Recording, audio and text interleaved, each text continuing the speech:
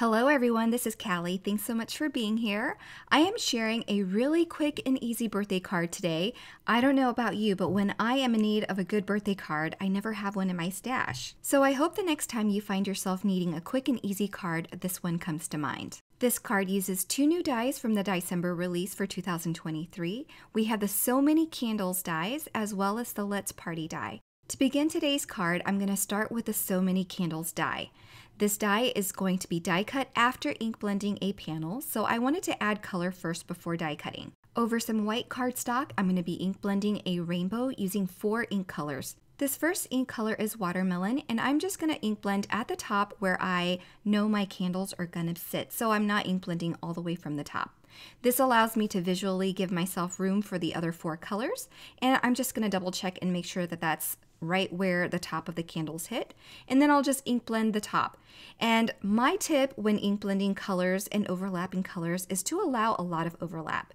So as I said, we are blending only 4 colors, so I'm blocking this panel mentally into 4 different sections, and I know that when I ink blend, I want some of that pink to overlap with the yellow so that orange can organically come through.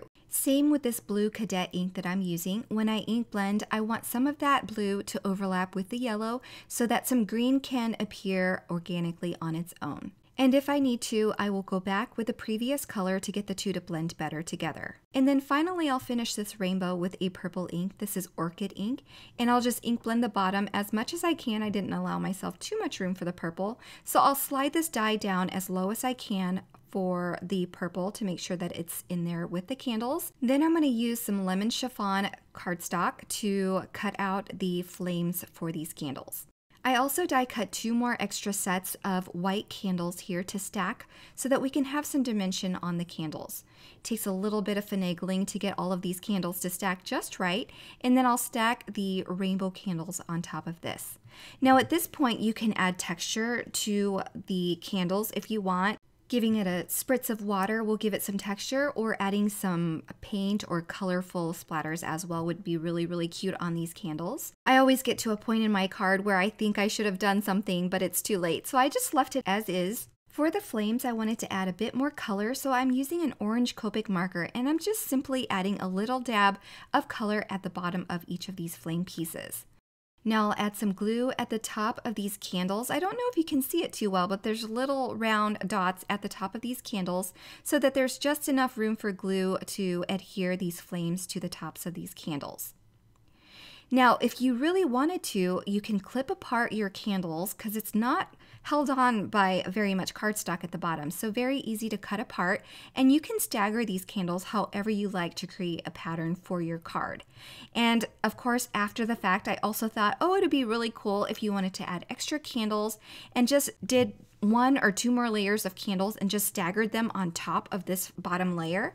Just some ideas for using this die if you decide you want to make a card with it. So after attaching all of my flames, I also added glue and attached this over a card base, and now I'm going to work on the sentiment. I'm using the Let's Party die, and I'm going to die cut it with some matte gold cardstock. This is a favorite of mine for using die cut sentiments. I'll go ahead and attach that over vellum for the backing and then attach it to my card. Since I've already stacked my candles, I didn't want to add too much bulk to my card, so I left this as a 1-layer sentiment. I'm going to offset that a little bit and center it on my card. And then there's that white space at the top, so I'm going to stamp a sentiment. This set is from the XL birthday greeting set. Lots of great birthday sentiments.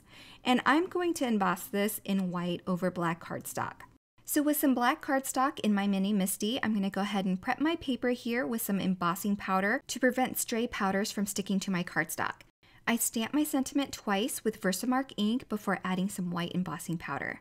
Now to make sure that that embossing powder clings to that ink really well, I give it a second to shimmy the powders around before shaking it off completely, and then I'll die cut this with the coordinating die.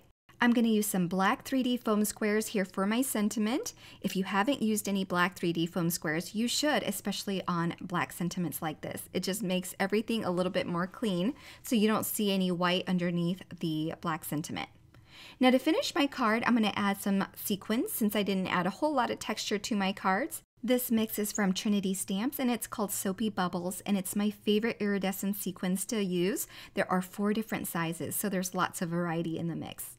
And that finishes my card for today. I hope you enjoyed this. If you're interested in any of the products that I use, please check out the links below where everything will be linked for your convenience. All the details will also be on the coordinating blog post for this video. Thanks so much for stopping by and have a wonderful day. Bye everyone!